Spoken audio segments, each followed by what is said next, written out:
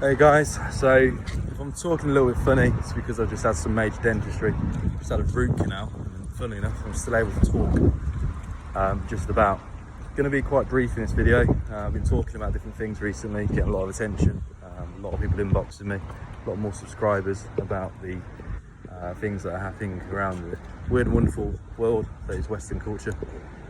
And it's a no surprise why people are reaching out, and it's a no surprise why people are wanting to be more in tune with what's going on, because confusion frustrates people, and if you can't navigate a world which is becoming forever increasingly confusing and more tyrannical and weird and wonderful, you're going to be reaching online in many cases, because most people put their heads in the sand and don't want to understand and navigate what's happening.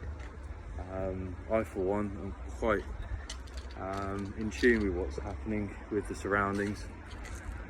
And yeah, I just thought while I was in a dentist chair about our lovely NHS. And we all had to save the NHS. We all had to look at ways to protect it during the lockdowns. I appreciate there's a lot of good that comes out of the NHS, and I can't sit here and slag it off, because my nan was in the Second World War and my aunt was in the NHS. Both are no longer with me now, but they did a lot of good, and there is a lot of good in the NHS. The problem is, when it comes to privatisation and corruption, you couldn't look any deeper than the resources that we see being exploited in today's National Health Service here in the UK. I'm having to pay over £1,100 to get a tooth fixed. Why is that? Well, if I wanted to get it done on the NHS, I'd be waiting for over a year. And despite paying in my entire life, despite my family paying in their entire lives, just to get a basic bit of treatment would mean that I'd have to sit around in agony and pain for many months before I even get a basic treatment. So I've had to go as far as paying for a private dentist. I haven't got an issue with it. Good dentist, Red House, Redditch. Great people, I've been going there since I was young. But I haven't got an issue with paying either. But what I do have an issue is when I see that there's an ill amount of money being blown on different things within the NHS that we just simply don't need. And it's horrific to see that they've even got the likes of mini forklifts for people who just don't look after themselves. Obesity is a major issue here in the UK, and especially in Western culture. We've got such a disillusioned society now where a lot of people don't want to look after themselves, and they have an instant gratification mindset, wanting instant results. And I'm hearing that there's people going into hospitals at 30, 40, 50 stone, which is terrible. And with this new fat phobia and the way the woke narrative is changing towards, well, you shouldn't be so open about obesity. I hate to say it, it's going to get worse. I've been saying it's going to get much worse the last 15 years. I've been a PT since 2005. I said it was bad then.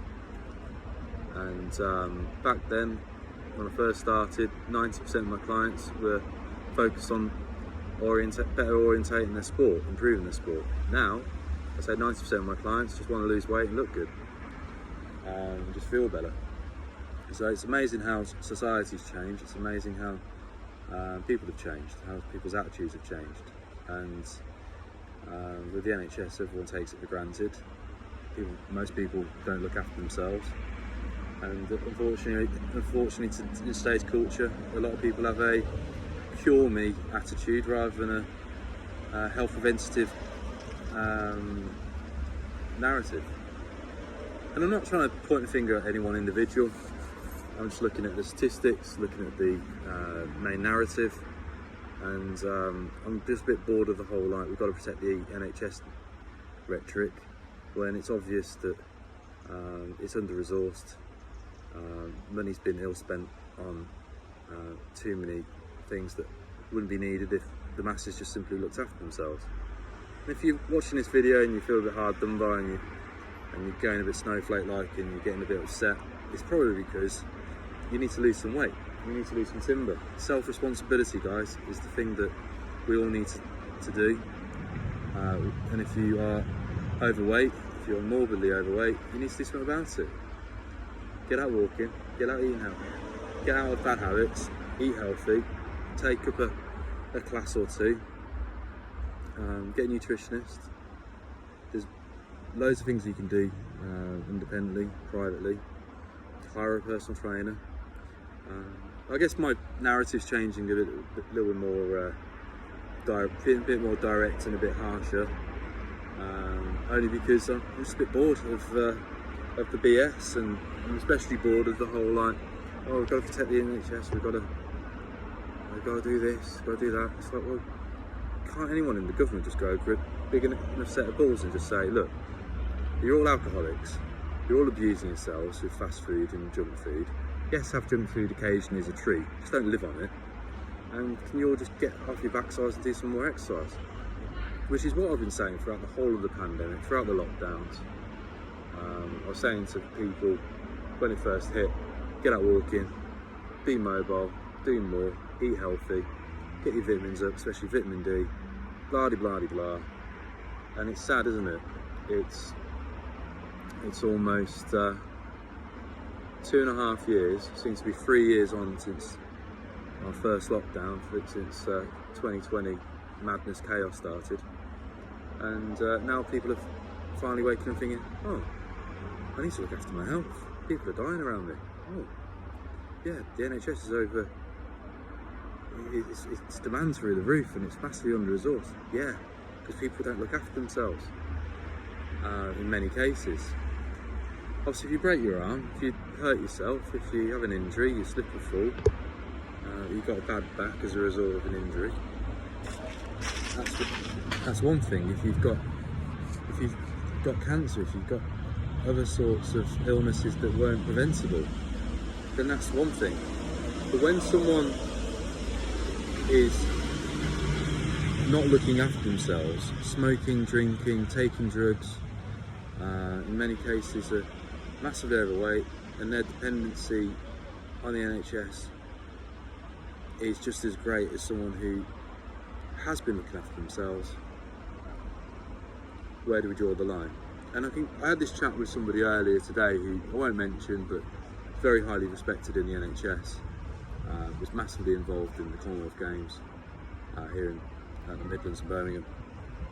And I said to him, I reckon more people are going to go to the likes of Bupa and private healthcare. I think it's an indirect way in which they're getting people to go more private with healthcare. And it's like, you hit the nail on the head. So it's as if they're happy for more and more people to, when I say they, I mean like the government. I'm not talking deep state now, I'm just talking the government. It's as if they're more than happy for the resources to not be there so much, and for the privatisation of things to take off more so, because like I say, people like myself, we get bored waiting for many months just to get a basic treatment on our teeth. So there we are. There's just an interesting observation about the NHS. And like I say, I'm not here slagging it off. Two of my relatives, my late relatives, were in the NHS. One served in the Second World War, one served and was working around Princess Diana. I have a lot of time for people who work in the NHS. What I don't have the time for is people's attitudes. So culturally, things need to change. Societally, things need to change. And I firmly believe, and I'll stand by this, that the government could have done a lot more in recent years by addressing people's health and habits, rather than just saying, right, you all need to sit down and hide away and be scared for your lives. Well, living underneath artificial light will prevent your intake of vitamin D. Sitting around feeling sorry for yourself and getting more obese is going to be worse on your joints and health, respiratory and so forth. I haven't had a single jab. I am super fit. I feel more alive than ever. I took it upon myself to look after myself the last few years. Yes, my weight fluctuates a little bit, and I have gone to multiple extremes. I did get to over 19 stone at the start of last year, after ironically helping the whole nation with gym equipment, and then cut down to 13 stone and competed at the Arnold last year. I have also allowed myself to recover somewhat and put a bit more muscle mass on and allow myself to grow a little bit. But one thing I always accept is the self-responsibility narrative, and I feel it's really important to look after number one.